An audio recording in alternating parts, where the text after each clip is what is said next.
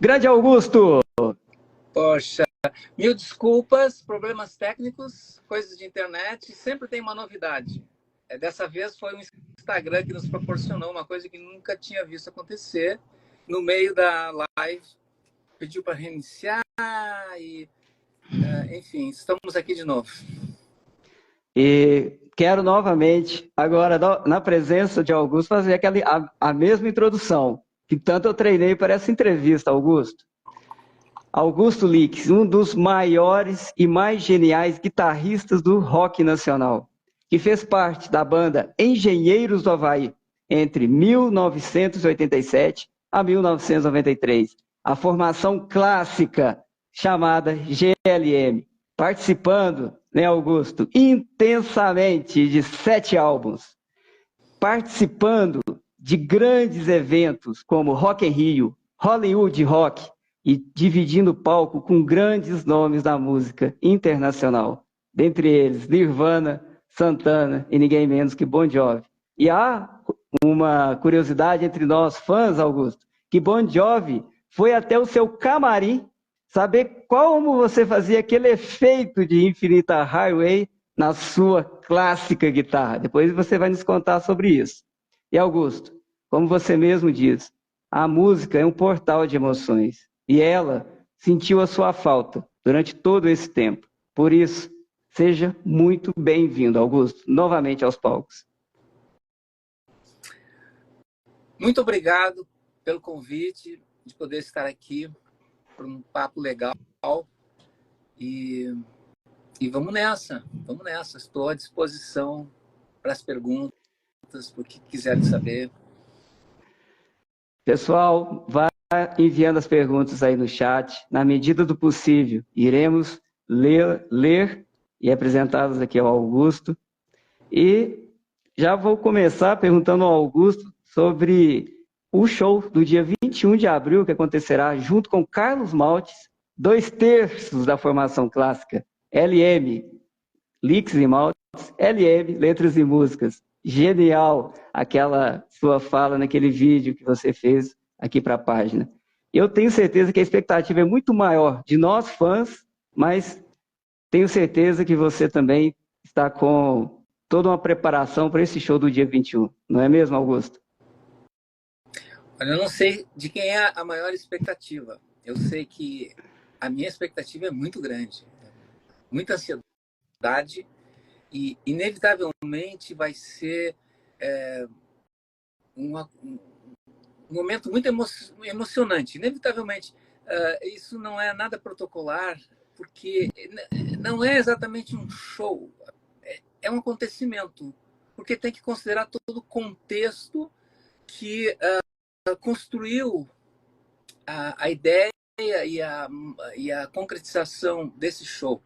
Estava lembrando outro dia, quando criança, tinha uma pegadinha assim, a pessoa perguntava quanto é que é 2 e 1? Aí a pessoa respondia 3. Não, 3 é 2 mais 1.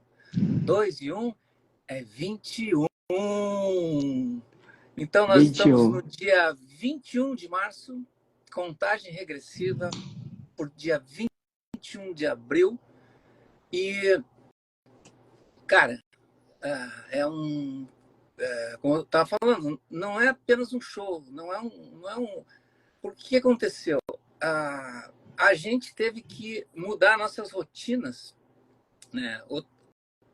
Eu pessoalmente, falando por mim, eu tive que repaginar uma série de coisas desde o início do ano, quando surgiu a proposta de fazer o LM Lix e Maltes com os Engenheiros Sem CREA do Sandro Trindade. Então, eu tinha uma série de coisas encaminhadas, inclusive um novo projeto, e isso me tomou de assalto, porque tem todo um lastro histórico por trás de fazer esse show de 21 de abril. Porque a gente há décadas ouve hashtag volta GLM. Né? Vocês devem ter ouvido falar disso. Eu não sigo muito assiduamente redes sociais, mas mesmo assim, sempre de uma maneira ou outra, indiretamente, isso foi uma constante durante muito tempo. E no ano passado eu tive uma amostragem que eu fui convidado pelo Sandro Trindade para participar de shows dos Engenheiros Sem CREA, no interior do Rio Grande do Sul, em Manaus. Ele já tinha convidado o Carlos Maus, o Marcelo Pitts, que é o baixista original dos Engenheiros do Havaí. Então, ele falou para mim assim, Augusto, não existe mais Engenheiros do Havaí, mas tem uma massa lá que quer ouvir as músicas daquela época, daquele jeito e tal. Bom, então eu não pude negar, eu não pude, eu não teria argumento para dizer não. Não, é o seguinte, tem outras coisas. Não, vamos nessa, né? Se é para fazer gente feliz, para fazer pessoas mais felizes, tá valendo. Então, para mim foi surpreendente. Eu não imaginava o que ia acontecer, que tipo de receptividade ia existir, né, naqueles shows. E foi uma grande surpresa, assim, porque foram públicos muito calorosos, gente muito emocionada ali a introdução de uma canção e de outra. E aí, no início do ano, o Sandro me contatou e dizendo, estamos tentando reunir. Assim. Eu achei assim, pô, isso é impossível, né? Isso já rolou muito aí, muito já se falou, já se disse, já se disse e tal. Eu sabia que o Carlos Maltz estava tentando reunir GLM há muitos anos, mas não tinha conseguido. Então, o Sandro, que é uma pessoa muito bem relacionada, ele conhece todas as pessoas, tem uma conexão bacana, assim, uma qualidade pessoal dele. Então, ele buscou fazer essa reunião. Infelizmente, não houve a concordância de todos. Então, em vez de ser um show GLM, vai ser um show LM. Mas que não deixa de ser um show GLM, porque ali vão estar canções daquela época GLM. As canções que a gente tocava e procurando resgatar assim a essência da maneira como a gente tocava. Algumas coisas, alguns detalhes são difíceis de reproduzir depois de 31 anos, mas acho que a gente conseguiu resgatar bastante. Inclusive, eu precisei adquirir alguns novos equipamentos de nova geração, justamente para procurar resgatar alguns sons, alguns efeitos de guitarra que eu usava naquela época, num sistema completamente diferente, num contexto diferente, para fazer esse show, esse acontecimento tão especial. Olha, será um encontro, como você disse, um evento histórico para todos aqueles que curtem, que admiram o trabalho de vocês, por toda essa história que vocês fizeram. Será um encontro de gerações, não tenho dúvida disso. E Augusto, antes de músico, é sempre uma curiosidade de fã saber quais são as influências daquele que é um ídolo. Considero você como um ídolo musical. E eu gostaria que você falasse um pouco das suas origens. O que te levou até a música? Um pouco, né, de você quando criança. E o que eu sei que você é jornalista, né? Antes de você ser tão conhecido como músico, você já era formado em jornalismo. Nos fale um pouco da sua história, de você, o que te trouxe à música, um pouco da sua família. Para quem não sabe, o Augusto tem uma autobiografia feita por dois jornalistas, que é o Fabrício Mazzocco e Silva Remazo, não é isso para a pronúncia? Que conta toda a trajetória dele, numa primeira parte, justamente essa história do Augusto, né, quando criança, sua família, e a segunda parte do livro é justamente contando a história da trajetória musical dele, toda a sua trajetória antes de Engenheiros, Mas nos fale, Augusto, por favor, um pouco de você. Olha, foi uma boa lembrança o livro Contrapontos. Ele conta muitas histórias. Eu fiquei muito feliz de ter acontecido esse livro, porque ali estão relatos, né, de eventos que aconteceram, eventos marcantes na minha vida. E fiquei feliz de que esses eventos tenham recebido um registro, né, literário. Eu venho de uma família muito humilde. Meu pai era ferreiro, o meu avô era carreteiro. Assim, nas regiões da imigração alemã, no interior do Rio Grande do Sul, né? E, e ali o livro até ele ilustra alguns aspectos assim ambientais dessa nossa origem, né? É uma família muito numerosa, como muitas famílias da época, e éramos um total de 8. Eu não conheci o segundo, né, que faleceu ainda criança, e nós tínhamos uma vida muito modesta, sem luxos, apenas o essencial, e a convicção dos nossos pais de que a gente devia ter uma educação que eles não puderam ter, né? A minha mãe teve uma situação assim que ela estava na escola ainda, escola de freiras, e um dia um irmão dela, meu tio, chegou lá a cavalo para buscar ela para cuidar da mãe dela, porque a tradição rezava que uma das filhas teria que tomar conta, né, da mãe, assim. E então ela colocou que como uma convicção assim inegociável que todos nós tivéssemos oportunidade de estudar e que não nos faltasse educação. Isso foi um tesouro assim para todos nós. O meu pai, que era de uma família ainda mais humilde, ele tinha certos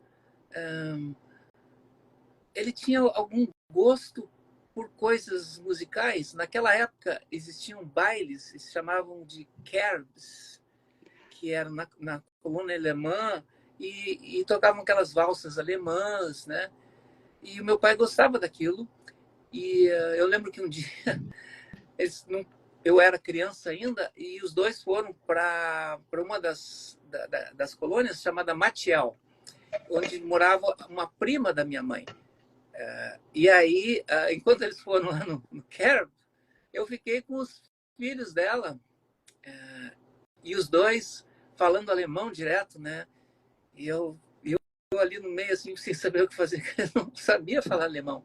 Eu já tinha crescido numa cidade, numa cena urbana, e os dois em cor olharam para mim assim, não sabe alemão?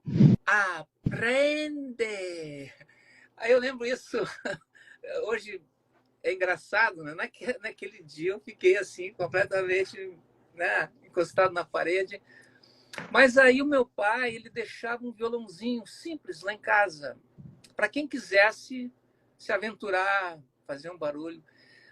Em uma certa época, ele chamava um seresteiro lá da nossa cidade de Montenegro, o seu Pereira, e acho que o meu pai pagava um schnapps, né, uma cachaçinha, uma coisa, ele toca alguma coisa aqui para minha gente, né? E aí o seu Pereira sentava lá no banco, no corredor, e meus irmãos e irmãs se juntavam. Eu era muito criança. E o seu Pereira tinha uma dedeira no polegar, fazia aquelas linhas de baixo, assim, tocava músicas de Lupicínio Rodrigues. E, as minhas irmãs faziam uma segunda voz em algumas coisas que elas reconheciam. E o meu irmão Rogério, ele se interessou muito e ele foi fisgado. Ele começou a tocar violão, ele usava aquele violãozinho simples lá que tinha em casa. E ele aprendeu tudo de bossa nova, todo o repertório de Tom Jobim, o João Gilberto, anos 60. Ele cresceu naquilo, né? E um dia, antes de fazer uma longa viagem pelo mundo, ele era um grande enxadrista. Ele foi campeão brasileiro universitário, foi campeão de Porto Alegre. Poderia ter sido, talvez, grande mestre internacional, como alguns da geração dele. Mas ele abandonou o xadrez, abandonou o curso de engenharia no último ano e foi viajar pelo mundo com o violão nas costas. E antes de viajar, ele me ensinou uma meia dúzia de canções e aquilo ali me deu um start, me deu um início, porque eu não tocava absolutamente nada, não sabia o que fazer com o violão. Então eu devo isso muito ao meu irmão Rogério, que mora na Alemanha há mais de 40 anos, carreira musical lá. E também eu tive uma irmã minha, a Terezinha, que sempre me jogava alguns drops de informação musical. Ela estudava piano num conservatório local. Nós não tínhamos nenhum piano em casa, né? Mas ela cantarolava com a voz algumas coisas que ela aprendia. Então tinha alguns pequenos temas clássicos, Tchaikovsky, Beethoven, da Disney, o Mágico de Oz e algumas coisas assim. E aquilo, quando se é criança, a gente, tudo que chega a nós é como um carimbo. Ele fica assim, ele fica permanente, ele fica gravado. A gente como até a adolescência a gente desenvolve uma propriedade de esponja. Tudo que vem ao nosso redor a gente vai assimilando, ouvindo, e aí inevitavelmente vão se construindo assim preferências, né? Quando chega, especialmente na adolescência, com o convívio de outros adolescentes e outras adolescentes, colégio, aí começa cada um dar palpite, diz que uma coisa é melhor que outra, aquela coisa assim juvenil de fazer comparações e tal. E aí vão surgindo alternativas, coisas para as quais a gente não estava prestando atenção, algumas a gente se interessava, outras não. Então, isso foi meu início. E a gente tinha rádio em casa, a gente ouvia muito rádio. Não existia toca-disco, não existia outra fonte, não existia TV. Então, a gente ouvia muito rádio. Minhas irmãs ouviam radionovelas, meus irmãos ouviam futebol, que eu acabei aderindo também, eventualmente. E, no meio de tudo isso, eu ouvia músicas que as rádios tocavam. As rádios de Porto Alegre, Rádio Cultura, Rádio Difusora e outras, assim, Rádio Itaí. E eu ouvindo aquelas coisas, eu exercitava muito a minha imaginação. Eu ouvia aquelas canções, eu não sabia quem cantava, mas eu ficava imaginando como é que era aquela pessoa cantando. Então fazia confusão. Eu achava que quem cantava era um artista, não era outro e tal. E algumas coisas ficaram muito até enigmáticas para mim durante um bom período da minha juventude. Por exemplo, quando começaram a chegou a idade que o pessoal começava a ir a baile. Eu ia a baile assim, não sabia o que fazer no baile, né? Mas aí eu me aproximava do conjunto musical e ficava prestando atenção, né? E ali era aquilo que eu podia usufruir de um baile, porque eu não tinha talento assim, nem para tirar uma menina para dançar, nem nada. E ouvindo no rádio, entre as coisas enigmáticas, eu lembro de tinha uma canção que era muito popular, tocava muito no rádio e nos bailes também, no final dos anos 60, que era de claro, depois eu fiquei sabendo que era de uma banda holandesa, que tinha uma cantora romena, Mariska Veres. A banda se chamava Shocking Blue. Só que naquela época eu não sabia nem o nome da banda, não sabia, e eu ficava pensando, quem é que canta essa canção?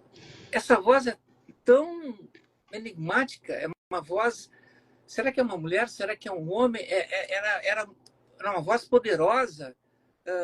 Então, claro que só depois a gente vai aprendendo, tendo acesso a informações, e a canção era Venus, né? Venus do Shocking Blue, que foi eu acho que uma das raras, se não a única música a ser liderar aquelas paradas da Billboard que era fora do eixo anglo-americano, a banda holandesa. Uma discussão também se a música era muito original, porque com a internet muitas coisas foram sendo reveladas e existia uma canção cuja um arranjo feito por um trio americano, norte-americano, o Big Three, que tinha entre os integrantes aquela cantora Mama Cass, que depois integrou os Mamas and the Papas. E eles cantavam um arranjo diferente daquela canção folclórica All Susanna. E aí você ouve aquilo e pula para Venus, aí, sei lá, chega a ser inquietante assim, a semelhança. Mas, enfim, aí continua, vai me perguntando que senão eu vou tomar conta aqui, vou monopolizar a conversa. Aproveitar para Será um café aqui, que é meu combustível. Essa é a intenção, Augusto, que você nos fale um pouco de você como artista. E eu gostaria de saber quais foram as influências musicais enquanto adolescente, quando você realmente aprofundou os estudos de instrumentos, que mais lhe influenciaram, e principalmente o estilo, que lhe fez criar tantas melodias e riffs que nós conhecemos em letras de Os Engenheiros do Havaí. Olha, pela minha faixa etária, inevitável dizer que na minha infância eu tive, inevitavelmente, influência do que acontecia. Tinha Jovem Guarda, né? A gente não tinha TV, mas os vizinhos tinham, então a gente era televizinho. Então, aos sábados, tinha um show apresentado pelo Roberto Carlos na TV Record, de São Paulo, que ele chamava os convidados. E algumas coisas eu gostava, outras nem tanto. Agora, eu gostava muito de guitarras, aquilo me fascinava muito. Então, grupos como... tinha vários grupos com músicas instrumentais, The Jordans, mas principalmente os Incríveis, porque os Incríveis eles tinham várias canções assim que tocavam no rádio, Milionário, que era a mais famosa, e eles tocavam uns temas instrumentais do leste europeu, então era uma coisa diferente assim. E algumas músicas eram cantadas, versões especialmente, mas eu não me fascinava muito. Mas o instrumental, na época, era muito marcante. Eles tiveram, obviamente, a versão, gravar a versão Era um Garoto que, como eu, amava os Beatles e os Rolling Stones. Aquilo foi muito impactante. Eu não sabia, na época, todo o lastro histórico, a origem da canção, por que ela existiu, por que ela aconteceu, como é que ela foi chegar a ganhar uma versão e tal, mas ela era uma canção assim irretocável, como algumas canções maravilhosas. Ela era muito arrebatadora, assim, na sua... Enfim, não sei como explicar, mas era uma canção perfeita, né? E depois, quando passa para dos anos 70, eu me mudo da cidade do interior do Rio Grande do Sul, Montenegro, para Porto Alegre, fui morar com a minha irmã, e comecei a estudar num enorme colégio público, o Julinho, o Colégio Estadual Júlio de Castilhos, e ali eu passei a receber outro tipo de informação musical, inclusive, né? Eu tinha um grande amigo na sala de aula, o José Weiner, que depois se tornou um percussionista, assim, e ele me abastecia assim de informações que para mim era novidade. Ele me introduziu o Clube da Esquina, Milton Nascimento, Lô Borges, Clementina de Jesus, Luiz Melodia, que me encantou assim, com o tipo de música que ele fazia. E aí eu fiz um intercâmbio de 73 para 74, fui para ali subúrbio de Nova York, E ali eu fui assim, eu não gosto da expressão bombardeado, mas inundado talvez, por uma quantidade incalculável de informação musical. Porque naquela época a informação era muito rarefeita no Brasil. E nos Estados Unidos já acontecia lá uma coisa que só de tempos recentes vem acontecendo no Brasil, que é a ideia de acervo. O que eu quero dizer com acervo? É que assim, ó, se você vai procurar uma informação musical, você não está limitado às opções daquele momento, daquele ano, e depois fecha o ano, acaba o ano, vira a página, tem que ser. Não, você tem a opção de procurar coisas do início do século XX, os anos 30, os anos 50, os anos 60, os anos 70. Isso tinha já há uns 40, 50 anos atrás. Exatamente 50 anos atrás. E no Brasil não tinha nada disso. No Brasil chegava informação muito limitada e, né, por uma série de razões, até políticas. Aí nos anos 70, a gente, claro, ouviu muita banda setentista que muitas delas eram assim introspectivas, diferentes das bandas sessentistas internacionais, que eram mais assim juvenis, rebeldia juvenil, canção de protesto, guitarras quebrando instrumento em palco, guitarras no máximo volume. Isso foi meio que dando lugar a um momento mais introspectivo. Aí entra a música, bandas progressivas, assim, flertes com erudito, né? Então, algumas eu ouvi com atenção, outras nem tanto. Eu ouvi muito Pink Floyd, não ouvi todos os discos, mas o que eu ouvi do Pink Floyd foi muito marcante. E assim, no final dos anos 70, da metade em diante, eu comecei a me atrever a fazer algum barulho no instrumento, né? Ali começou. Então, você passa a ouvir menos do que eu costumava ouvir e passa a tocar, a executar mais. Então, fica assim uma substituição. E eu não tinha plano nenhum de profissional com música, então eu acabei fazendo o vestibular para comunicação social, jornalismo. Trabalhei em rádio, em departamento de notícias, departamento de esportes, fui editor de TV, e eu nas horas vagas tocava com meus amigos, na faculdade a gente se encontrava, fazia rodas de som. Ali eu conheci o Ney Lisboa, que é um grande compositor gaúcho, né, natural de Caxias do Sul, radicado em Porto Alegre. Começamos juntos, outros artistas gaúchos a gente conheceu ali, que depois tiveram carreiras desenvolvidas. E chegou um momento que eu passei a vivenciar eu estava sendo muito solicitado para um show aqui, ali, gravação aqui, coisas que eu fazia muito por hobby, assim, eu não tinha. Mas aí as coisas começaram a colidir, os horários, a folga de fim de semana na rádio era muito pequena e surgiram propostas para fazer apresentações no interior do estado, do Rio Grande do Sul. Então, chegou um momento que não dava mais, eu tive que fazer uma opção, e eu fiz a opção, então, de deixar o trabalho de rádio e passei a me ocupar apenas de música. Isso foi lá por 1985.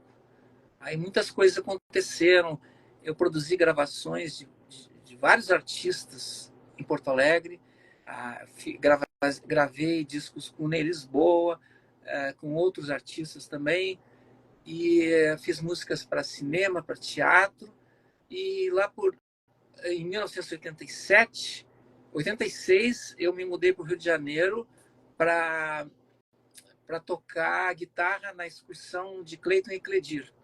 E em 87, quando eu estava pensando em retornar a Porto Alegre, porque o Rio de Janeiro é uma cidade muito difícil de chegar e se aclimatar, se entrosar, né? Mas aí o Ney Lisboa tinha assinado o contrato com a EMI Odeon para gravar o disco dele no Rio de Janeiro. Então, bom, então vou esperar um pouco mais.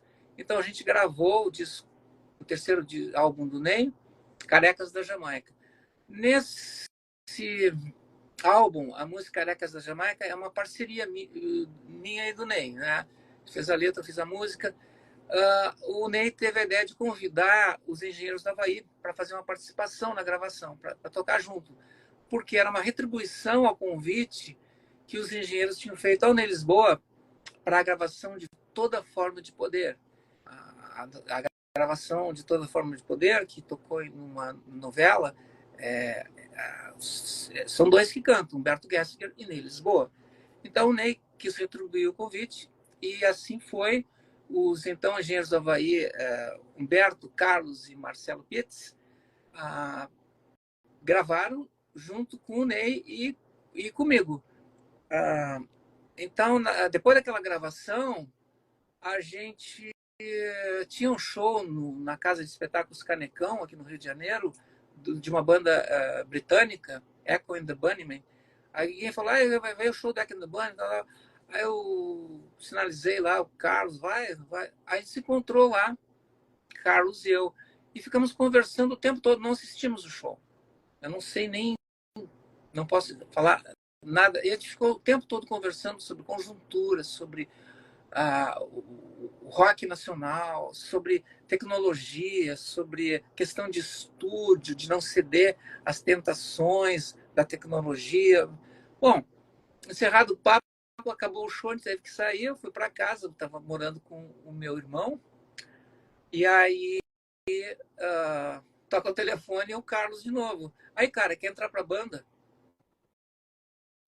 Foi assim.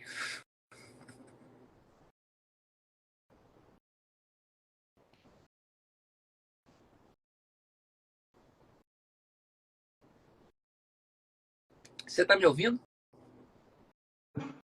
Tá me ouvindo? Agora sim. Olha, é impressionante que a gente, como fã, possa entender como, né, um ídolo, né, que nós temos como você, a trajetória, influências, até chegar ao Engenheiros do Havaí, naquele período de maior sucesso da banda, em que, inclusive, tantos riffs e melodias foi você quem musicou, não é isso? De letras do Humberto. Tantas músicas, né, naquele período. Acho que dentre elas, para ser sincero, foi musicada por você, não é verdade? Sim. Eu compus, para ser sincero, com a letra do Humberto, eu compus a música num teclado com som de piano elétrico, de piano Rhodes, para o álbum O Papa é Pop. De uma maneira muito semelhante também, naquele mesmo disco eu compus Nunca Mais Poder e Exército de um Homem Só, 1 e 2, né? Foi um momento assim muito produtivo. E é interessante, eu estava pensando assim de como é que eu fiz. Eu gravei um rascunho, né, uma demo, que depois eu repassei, né, para Humberto Carlos. A gente reproduziu daí na gravação do estúdio ali da então RCA BMG, ali na rua Barata Ribeiro. E eu gravei aquele rascunho, a demo, numa fita cassete de 8 pistas. Eu tinha um gravador de 8 pistas. Isso, ele está aí em algum lugar, deve estar funcionando, e eu devo ter a gravação original ainda. Talvez funcione, né? Então, algumas coisas eu fazia assim, porque exigia... Porque a gente entrava, gastava muito pouco tempo no estúdio. A gente não se permitia ficar indefinidamente no estúdio de gravação. A gente procurava já definir antes o que a gente queria fazer e resolver o mais rápido possível. Então, uma das maneiras de eu conseguir encaminhar isso, e o Humberto fazia o mesmo também, porque ele tinha um gravador cassete de 4 pistas que ele comprou de mim quando eu entrei para a banda, e ele também trazia demos, e aquilo agilizava o processo. A gente não perdia muito tempo, e quando chegava para gravar, a gente já sabia o que queria fazer. Então, então era assim que as coisas aconteciam. Na música Anoiteceu em Porto Alegre é feita uma menção, né? A luz vermelha do teu Walkman. Muitas Walkman, referências de coisas que eram daquela época, né? A ficha Walkman. telefônica.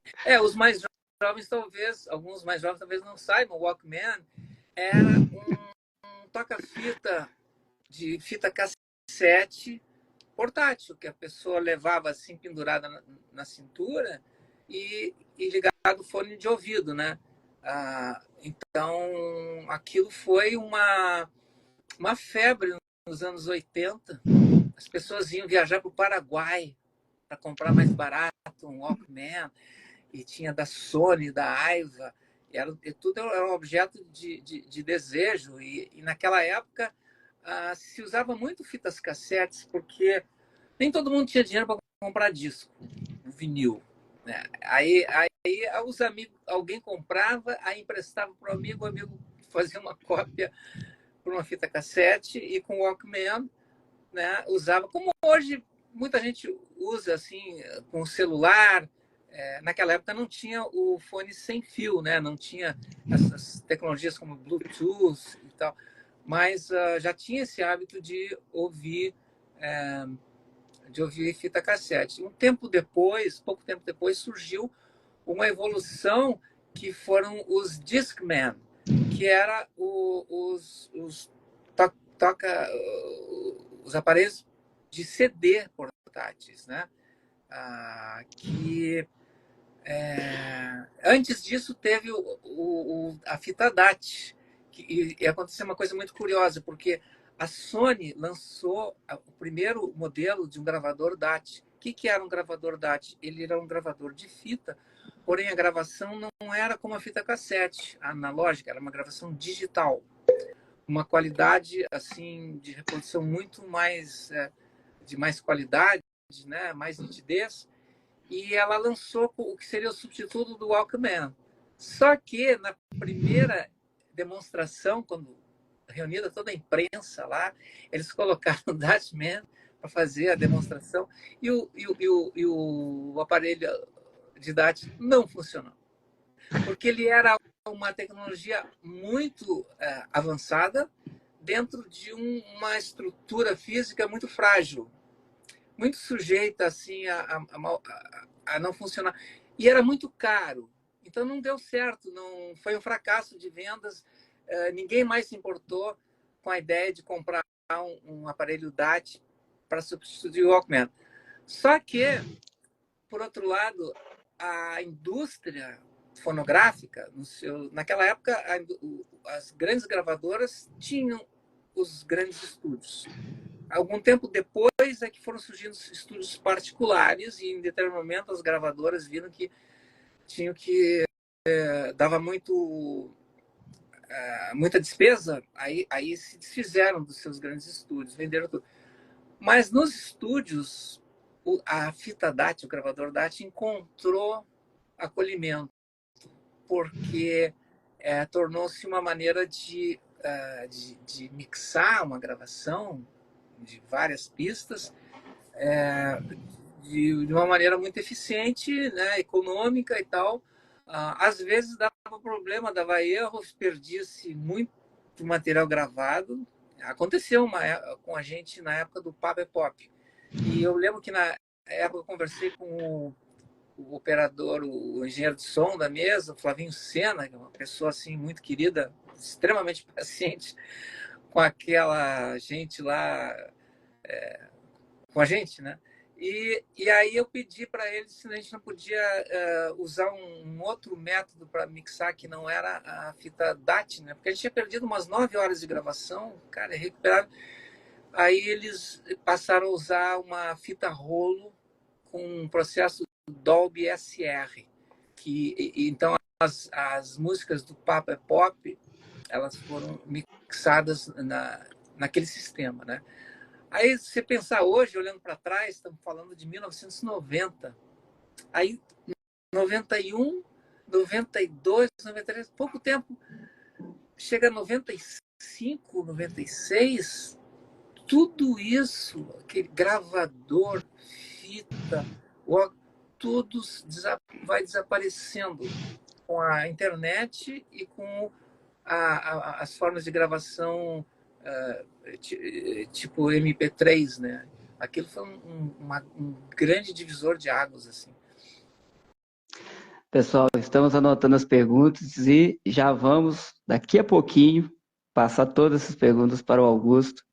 Augusto, ainda sobre as suas técnicas e seus instrumentos, é visível a influência do jazz e do blues. E nos fala um pouco como esse estilo, essas técnicas musicais lhe ajudaram no seu trabalho musical e na criação dessas músicas que fazem parte fazem parte, né, da nossa história, né, de ultrapassa gerações. Jazz e blues, olha, eu nunca fui jazzista, não sou jazzista. Houve um período lá no início dos anos 80, 81, eu fiz uma expedição pessoal, tirei férias, passei um mês em Nova York para assistir tudo que eu pudesse assistir de jazz, guitarristas de jazz. Eu assisti as grandes, as sumidades, que, cara, instrumentistas assim que inacreditáveis e usando instrumentos sem recursos eletrônicos, sem facilidades, apenas um instrumento. Eu fiquei muito impressionado com aquilo, mas ao mesmo tempo eu fiquei muito assim, me passava uma sensação de estranheza, tipo assim, não, eu, eu admirava certas coisas de jazz e uma época assim até ouvi alguns, eu procurava usar alguns acordes que eram diferentes, completamente fora da curva, assim, daquilo que normalmente a gente usava em violão e guitarra, né? Mas muito assim por flerte. E aquele ambiente, aquele universo jazzístico, eu achei que não era para mim. Assim, eu pensava, eu não vou ter competência para usar essas linguagens nesses contextos. Assim. E eu sentia uma inclinação maior para usar o pouco que eu pudesse produzir com um instrumento em associação com a palavra cantada. Eu não deixei de fazer música instrumental, eu fiz músicas para teatro, para cinema e alguns temas instrumentais até que a gente usou na época da banda, mas só o instrumental era uma coisa que não me satisfaria, assim, né? E eu, na comparação com outro gênero, blues, o blues eu me sentia mais em casa, até porque era mais acessível, era mais fácil de tocar blues. Jazz exige um virtuosismo, uma proficiência assim absurda, né? Para quem quer explorar as possibilidades do jazz, que se caracteriza muito pelo exercício da improvisação. Tem um pianista de jazz aqui do Rio, um dia eu estava conversando com ele, o Davi Feldman, grande pianista, né? E ele falou uma frase muito definidora: o jazz é música espontânea, é criação espontânea, você está compondo ali na hora. Então, olha só, né? Como é diferente da... Para fazer isso, você precisa ter um grau de proficiência no instrumento monstruoso.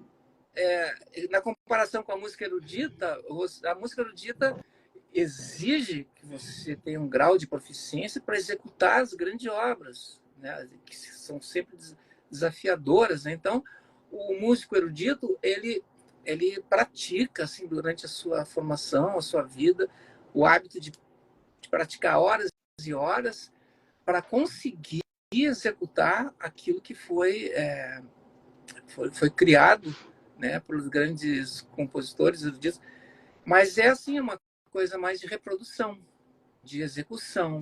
Está ali a obra, coloca a partitura é minha bússola para eu não me perder no caminho, porque é um caminho muito longo, né? Uma obra erudita. As pessoas às vezes me perguntavam assim, qual é a da partitura? As pessoas são fascinadas, a partitura, aquela coisa mágica, aquelas bolinhas, A partitura é apenas um gráfico. Todo gráfico tem uma linha vertical e uma linha horizontal. A linha horizontal de qualquer gráfico é a passagem do tempo. E a linha vertical é o conteúdo, do que nós estamos tratando. E no conteúdo musical, são as notas. São 12 notas possíveis que se repetem para agudas né, de 12 em 12, das quais nem todas são tocadas, né, só algumas selecionadas. E aí cada uma delas ganha um tempo. Numa outra conversa, alguém me comentou assim, poxa, é incrível como se fazem tantas músicas com tão poucas notas, né? Apenas 12 notas, e as 12 não são usadas, porque só em música dodecafônica para usar 12. Mas aí o grande, o X da questão, não são as notas, é a quarta dimensão de Einstein, da física, o tempo.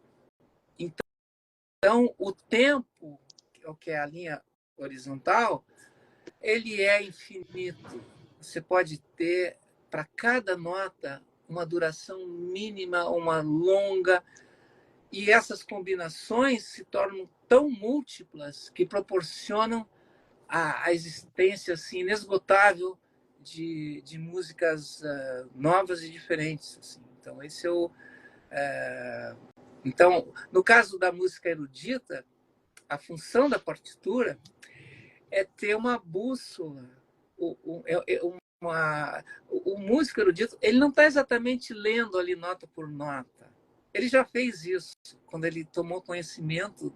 Eu tive uma experiência, eu toquei uma peça de violão erudito certa vez, a Suite Piquenique, de Claude Bolin, em Porto Alegre. Ali que eu entendi, matei a charada. No começo, você tem que se familiarizar, aí você vai nota por nota. No caso do violão, você tem que decidir se essa nota eu vou tocar na primeira corda, na segunda ou na terceira. Você tem que fazer escolhas e definir a digitação. Depois que você já está familiarizado, na hora que você vai tocar, você não vai estar lendo nota por nota. Você vai estar... A partitura está lembrando onde é que você está, para você não se perder no caminho, porque vão ser várias páginas. Então você segue de página em página, você já olha a página inteira, já reconhece, já sabe onde é que está. Mas se você não tiver aquela partitura na frente...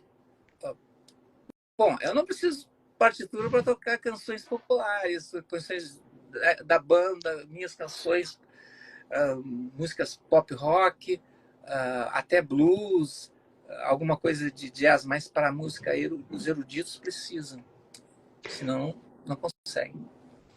Augusto, dentre as suas técnicas, nos conte, já indo aqui para as curiosidades e perguntas, aquela história do show do Bon Jovi, em que ele foi até o seu camarim e lhe perguntar como você fazia aquele riff da sua guitarra. Nos conte essa curiosidade.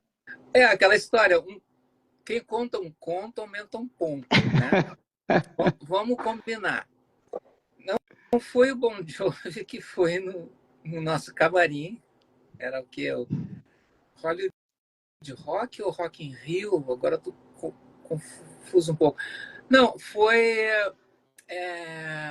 o Rich Sambora, guitarrista do Bon Jovi,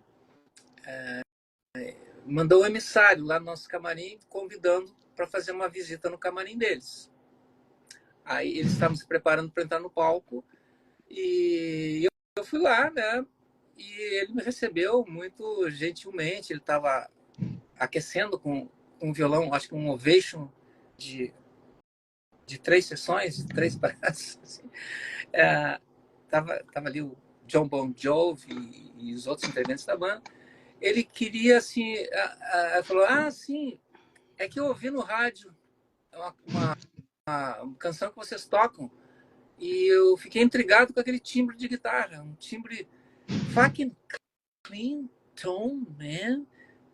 O timbre de guitarra limpa, né, sem distorção, da Infinita Highway, do disco Revolta dos Dantes. Bom, aí eu falei para ele como é que eu gravei, a guitarra que eu usei, os dois amplificadores, Fender Twin Reverb, e também ele ficava olhando assim, mas como assim? Tá, mas e daí? Eu toquei com os dedos, não usei palheta. Agora sim, agora caiu a ficha. Now I get it. E porque dava. O que acontece? Quando você toca com as unhas, eu tinha isso do meu irmão. Meu irmão me ensinou a técnica de mão direita, assim, e eu acostumei muito a tocar dessa maneira e tinha muito preguiça de pegar a palheta. A palheta cai no chão. Sei lá, e a palheta ela produz um som muito flat. Ela te permite fazer coisas que com os dedos são difíceis de fazer. Mas os dedos te possibilitam fazer coisas que com a palheta não dá para fazer. E um dos efeitos de tocar com o dedo e unha, né? Diga-se de passagem. Então, o guitarrista é um sujeito que às vezes faz as unhas, né? Ele tem que cuidar das unhas, porque se quebrar uma unha, ele depende daquilo. Mas é que as notas não saem exatamente iguais. Você toca uma nota que sai bem definida, um bem, aí uma próxima já não sai mesmo porque não pega na mesma superfície. É um negócio assim. Então ele dá a sequência das notas não é uma coisa assim rigorosamente plana, como é com uma palheta, como é usando um compressor, um aparelho, né, que se usa aí, que deixa as notas muito homogêneas, muito semelhantes, assim. Então tem essa imperfeição que talvez tenha sido isso que foi, porque eu usei guitarra assim convencional, era uma guitarra Holland que eu comprei junto com um sintetizador Holland. E ela era uma cópia de uma Fender Stratocaster, talvez melhor que uma Fender Stratocaster. Era um instrumento assim muito muito bom assim naquela característica. Diziam que quem fabricava era Ibanez, e ela foi regulada, ela tinha uma ponte que foi instalada pelo Carlos Martal, um guitarrista gaúcho que tinha uma banda instrumental chamada Cheiro de Vida, e ele trabalhou muito tempo, acho que ainda trabalha com o Djavan, e ele era um fera assim nessas coisas de guitarra. E também eu fiz uma modificação porque aquela guitarra ela produzia um som, uma distorção hexafônica, né, que eu usei algumas vezes. E então essa é a história. Não foi o Bon Jovi que foi lá no nosso camarim. De certa forma foi. De certa forma foi. Augusto, quero dar espaço agora às inúmeras perguntas que estão sendo enviadas no chat, que nos foram enviadas. Para isso, vou chamar aqui minha ajudante, a minha namorada, Flávia. Um prazer.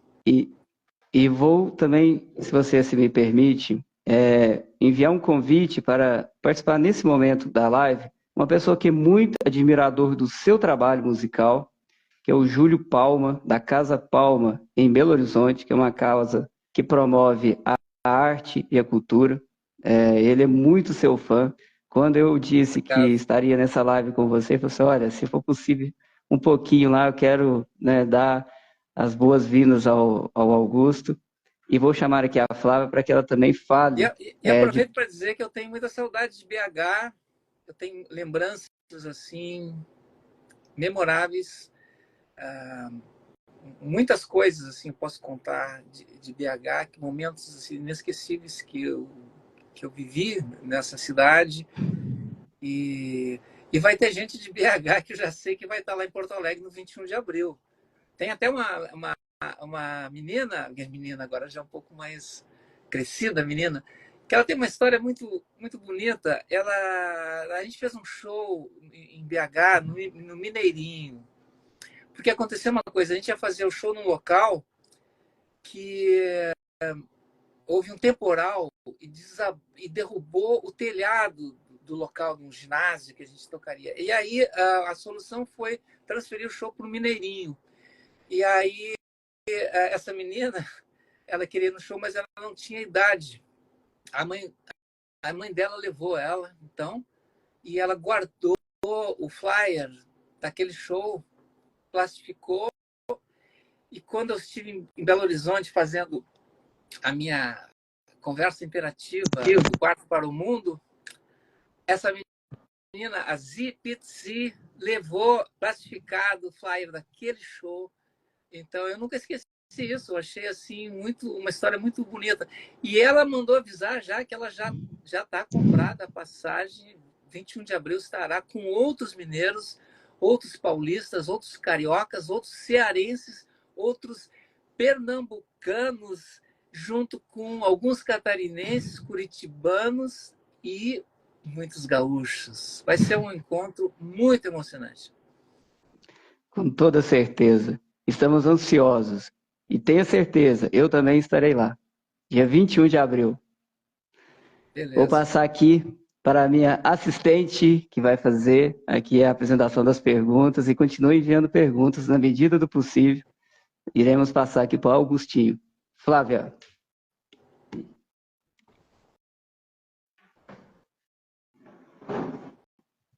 Oi, Augusto, boa noite. Boa noite, Flávio. Prazer Boa noite, pessoal. Prazer é todo meu. Eu sou amadora, então me perdoem se eu fizer alguma coisa errada aqui, pessoal. A live está sendo um sucesso, muitos elogios, né? O pessoal está manifestando bastante aqui. Muitos elogios para você, né? Melhor guitarrista. Pessoal pedindo para vocês expandirem o show, né? Que vai acontecer em Porto Alegre para vários estados, estão ansiosos para que isso possa acontecer. E pessoal falando aqui também, melhor banda de todos os tempos, junto com os Beatles. E uma frase que eu achei muito interessante é que o pessoal disse assim, que vocês não vão resgatar só sons, vocês vão resgatar sonhos.